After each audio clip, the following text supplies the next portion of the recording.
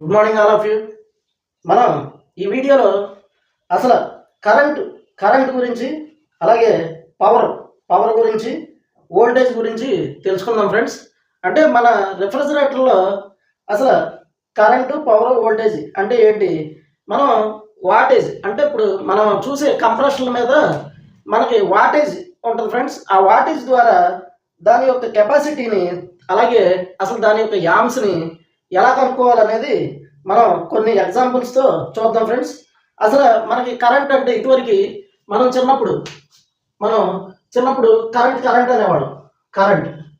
ఈ కరెంటు అసలు మనకి ఈ కరెంట్ అంటే ఏంటి, అట్లాగే వాటేజ్ అంటే ఏంటి, తర్వాత మనకి పవర్ అంటే కరెంట్ తర్వాత మనకి పవర్ అనమాట. పవర్ అనేవాడు. కరెంట్ అల్లా పవర్ అన్నాం. పవర్ అల్లా వోల్టేజ్ అంటే తర్వాత వోల్టేజ్, మనకు వచ్చే వోల్టేజ్ని మనం వోల్టేజ్ అని అన్నాం. ఇప్పుడు ఇది తెలుసుకుంటే మనకి రిఫ్రిజిరేటర్లో అసలు కరెంట్ అంటే ఏంటి, పవర్ అంటే ఏంటి, వోల్టేజ్ అంటే ఏంటి అనేది మనకి తెలిసిపోయింది ఫ్రెండ్స్. కరెంట్ అనేది మనకి యాంప్స్ని, అంటే ఏదైనా ఒక రిఫ్రిజిరేటర్లో కంప్రెసర్ యాంపియర్ని సూచిస్తుంది ఫ్రెండ్స్. కరెంట్ అంటే మనకి యాంపియర్ని సూచిస్తుంది. యాంపియర్ అనేది మన దగ్గర అక్కడ మనకి ఏదో ఒకటి ఫ్రెండ్స్, అంటే మనకి ఒక కంప్రెషన్ గురించి మనం తెలుసుకోవడానికి ఏదో ఒకటి కావాలి. అంటే ఏం కావాలి, వాటేజ్ అన్నా కావాలి, యాంపియర్స్ అన్నా కావాలి, లేదు అంటే కనీసం వాటేజ్ దొరకపోయినా, యాంపియర్ దొరకపోయినా లీటర్స్ అన్నా కనీసం ఎన్ని లీటర్లో తెలియాలి ఫ్రెండ్స్. ఈ మూడిట్లో ఏది తెలిసినా ఆ కంప్రెషన్ యొక్క కెపాసిటీ, అంటే దాని యొక్క హెచ్పి పవర్ని మనం కనుక్కోవచ్చు ఫ్రెండ్స్. ఇది ఫ్రెండ్స్. ఇప్పుడు మనం ఫస్ట్ కరెంట్ గురించి చూద్దాం. కరెంట్ అనేది వాట్స్ బై వోల్టేజ్ మీద ఆధారపడి ఉంటుంది. కరెంట్ అనేది వాట్స్ బై వోల్టేజ్, అంటే W/V ఈక్వల్ టు కరెంట్ అనమాట. అంటే కరెంట్ అంటే ఏంటి, యాంపియర్ అంటే వాటేజ్ని డివైడెడ్ బై V, అంటే W అంటే wattage by V wattage by voltage equal to current అనమాట. మనం చిన్నప్పుడు 6th క్లాస్లో ఇవన్నీ కూడా చదువుకున్నాం అనమాట. అలాగే పవర్ అంటే వోల్టేజ్ ఇంటూ కరెంట్. పవర్ అంటే voltage into current equal to మనకి పవర్ అనమాట. Voltage into current equal to power. అంటే ఏంటి, వోల్టేజ్ని కరెంట్తో ఇంటూ చేస్తే పవర్ అంటే ఏంటి, ఇక్కడ పవర్ అంటే వాటేజ్ అనమాట. పవర్ అంటే వాటేజ్. తర్వాత అలాగే లాస్ట్ది వోల్టేజ్ ఏంటి, సేమ్ మళ్ళీ ఇక్కడ ఈ వాటేజ్ని ఇక్కడ wattage by current equal to voltage అనమాట. Voltage V. చూడండి మనకి ఇక్కడ ఫస్ట్ది కరెంట్ అంటే wattage by voltage equal to current అంటే యామ్స్ వస్తుంది. అంటే వాటేజ్ని వోల్టేజ్తో మనం బై చేస్తే కరెంట్ వస్తుంది. పవర్ అంటే వోల్టేజ్ని కరెంట్తో మనం ఇంటూ చేస్తే మనం ఇక్కడ వాటేజ్ వస్తుంది. సేమ్ వోల్టేజ్ కూడా wattage by current equal to voltage అనమాట. ఇప్పుడు ఊరికి ఎగ్జాంపుల్గా మనం నిజ జీవితంలో ఇదివరకు నుంచి ఎప్పుడు వాడేది ఒక ఎగ్జాంపుల్ తీసుకున్నాం ఫ్రెండ్స్. ఆ ఎగ్జాంపుల్ ఏంటంటే ఒక బల్బు తీసుకున్నాం. ఈ బల్బు ఒక 60 వాట్ కరెంట్ అనేది పవర్ కన్జ్యూమ్ చేస్తుంది అనుకున్నాం. 60 వాట్ని పవర్ కన్జ్యూమ్ చేస్తుంది ఈ బల్బు. ఈ 60 వాట్ అనేది మనకి బల్బు తెలుసు. ఈ బల్బు తెలిస్తే ఇప్పుడు ఈ 60 వాట్ బై మనకి వోల్టేజ్ ఎంత వస్తుంది, 240 వోల్టేజ్ పవర్ వస్తుంది అనుకున్నాం. దట్ ఈక్వల్ టు మనకి ఇక్కడ బై చేస్తే ఇక్కడ మనకి ఏమొస్తుంది, 0.25 యాంప్స్ అనేది 0.25 యాంప్స్ అనేది వచ్చేస్తుంది అనమాట. మనకి 0.25 యాంప్స్ అనేది వచ్చింది అనమాట మనకి ఇక్కడ. దట్ ఈక్వల్ టు 0.25 యాంప్స్ అనమాట. అది ఇలాగే మనం సేమ్ పవర్ను చూద్దాం. పవర్లో మనకి voltage into current equal to wattage. అంటే ఇక్కడ వోల్టేజ్ ఎంత ఉంది, 240 వోల్ట్స్ మనకి వోల్టేజ్ ఉంది. 240 వోల్ట్స్ ఇంటూ మనకి ఇక్కడ కరెంట్ ఎంత ఉంది, 0.25 యాంప్స్ అనమాట. దట్ ఈక్వల్ టు మనకి 60 వాట్ అనేది వాటేజ్ వచ్చేసింది. ఇంటూ చేస్తే మనకి 60 వాట్ వాటేజ్ వచ్చేసింది. అట్లాగే wattage by current equal to voltage. అంటే ఇక్కడ మనం చూడండి, ఒకటి వచ్చిందంటే ఇక్కడ ఆల్రెడీ ఒకటి ఏదో ఒకటి ఆడిచ్చాడు, 60 వాట్ బల్బు అనేది మనకి ఇచ్చాడు. దాంతో మనం ఈ వోల్టేజ్ని ఉపయోగించి యాంపియర్ను కనుక్కున్నాం. ఇక్కడ ఉన్నదాన్ని మనం ఇక్కడ ఏం చేసాం, సేమ్ వోల్టేజ్ ఇంటూ ఈ యాంప్స్ ద్వారా వాటేజ్ని కనుక్కున్నాం. అలాగే ఇక్కడ వాటేజ్ బై కరెంట్, అంటే వాటేజ్ బై కరెంట్ అంటే ఏంటి, ఇక్కడ వాటేజ్ ఎంత ఉంది, 60 what, 60 what by current 0.25 amps, that equal to 240 volts supply, అంటే 240 వోల్ట్ వోల్టేజ్ వచ్చేసింది. మనకి ఇలా చాలా ఈజీగా మనం ఇదంతా కూడా కనుక్కోవచ్చు ఫ్రెండ్స్. అయితే ఈ ప్రకారమే మనకి పోనీ మన కంప్రెషన్ గురించి కనుక్కుందామంటే కనుక్కోవచ్చు. కానీ మీకు ఒక ఎగ్జాంపుల్ చెప్తా. ఒక బైక్ తయారు చేసే కంపెనీ వాళ్ళు తయారు చేసిన మెషినరీ ప్రకారం అది ఎన్ని కిలోమీటర్ స్పీడ్, ఎంత ఆర్పిఎం అని ఉంటుంది. అదే సేమ్ ఆర్పిఎం అంటే సపోజ్ ఒక 150 ఆర్పిఎం ఉన్నది 50 కిలోమీటర్లే రావచ్చు, తర్వాత ఇంకోటి 60 కిలోమీటర్ 70 కిలోమీటర్ రావచ్చు. అలాగే ఏంటంటే ఒక్కొక్క కంపెనీ కంప్రెషన్లో బట్టి కొంచెం డిఫరెన్స్ అటు ఇటు కూడా వాటేజ్ అనేది వచ్చింది ఫ్రెండ్స్.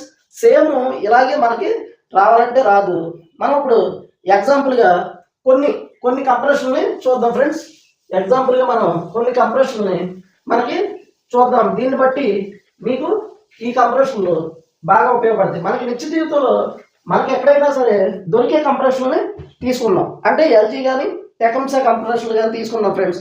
వాటిలో మనకు వచ్చేసి ఏమేమి మనకి కావాల్సింది అంటే ఇక్కడ వాటేజ్ ఉంది. ఈ వాటేజ్ ద్వారా మనం దాని హెచ్పి పవర్ని కనుక్కోవాలి. అంటే సుమారుగా మనకుండే కంప్రెషన్ని తీసుకుందాం. అంటే మనకుండే కంప్రెషర్స్ని తీసుకుందాం.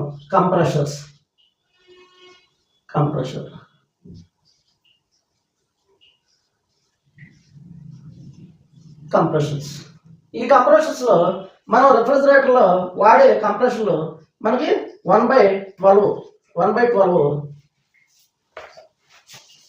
మనం వాడే కంప్రెషన్లు ఫస్ట్ది 1/12 కంప్రెషర్,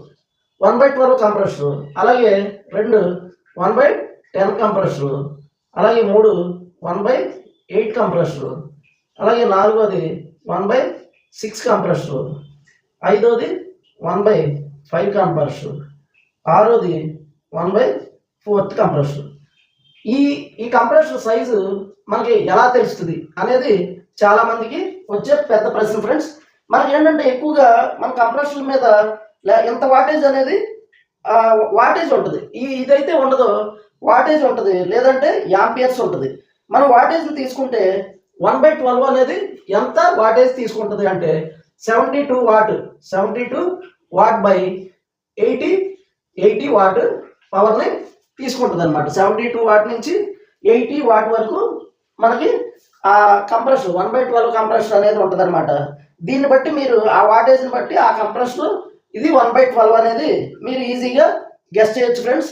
అలాగే 1/10 90 వాట్ నుంచి 100 వాట్ 90 వాట్ నుంచి 100 వాట్ కరెంట్ అనేది మనం 90 వాట్ నుంచి 100 వాట్ కరెంట్ అనేది ఈ 1/10 అనేది తీసుకుంటుంది అనమాట, పవర్ కన్జ్యూమ్ చేస్తుంది. దీన్ని బట్టి మనకు వాటేజ్ తెలిస్తే ఇది పలానా కంప్రెషన్ అనేది ఈజీగా తెలుస్తుంది. అలాగే 1/8 వచ్చేసి మనకి 107 వాటేజ్ నుంచి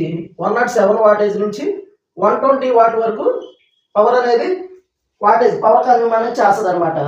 అలాగే మనకి 1/6 వచ్చేసి 142 వాట్, అంటే మనకి 1/6 వచ్చేసి 142 వాట్ నుంచి 160 వాట్ మనకి కరెంట్ అనేది తీసుకోవడం జరుగుద్ది అనమాట.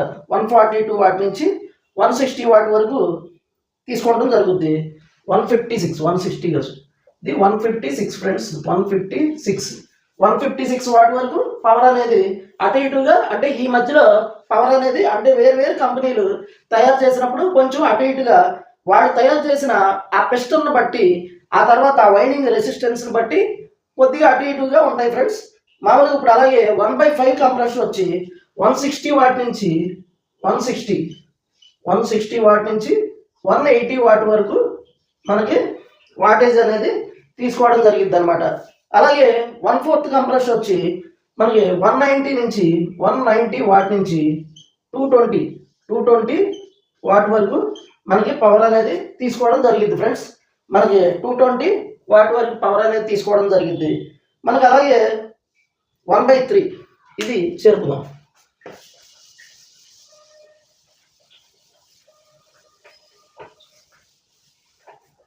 మనకు అలాగే 1/3 7th 1/3 కంప్రెసర్ 1/3 కంప్రెసర్. అలాగే తర్వాత 8ది వచ్చేసి మనకి 3/8 కంప్రెసర్ 3/8 కంప్రెసర్. అలాగే 9ది 1/2 హాఫ్ ఇంచ్ కంప్రెసర్ అనమాట. Half inch compressor. ఇప్పుడు సేమ్ ఇలాగే మనకి 1/3 వచ్చి 250 వాట్ నుంచి 1/3 250 వాట్ నుంచి 280 వాట్ వరకు పవర్ అనేది కన్జ్యూమ్ చేస్తుంది అనమాట. అలాగే 3/8 వచ్చేసి మనకి 320 వాట్ నుంచి 360 వాట్ వరకు మనకి పవర్ అనేది కన్జ్యూమ్ చేయడం జరుగుతుంది. అలాగే ఆఫ్ అంటే 1/2 హాఫ్ టర్న్ అనమాట.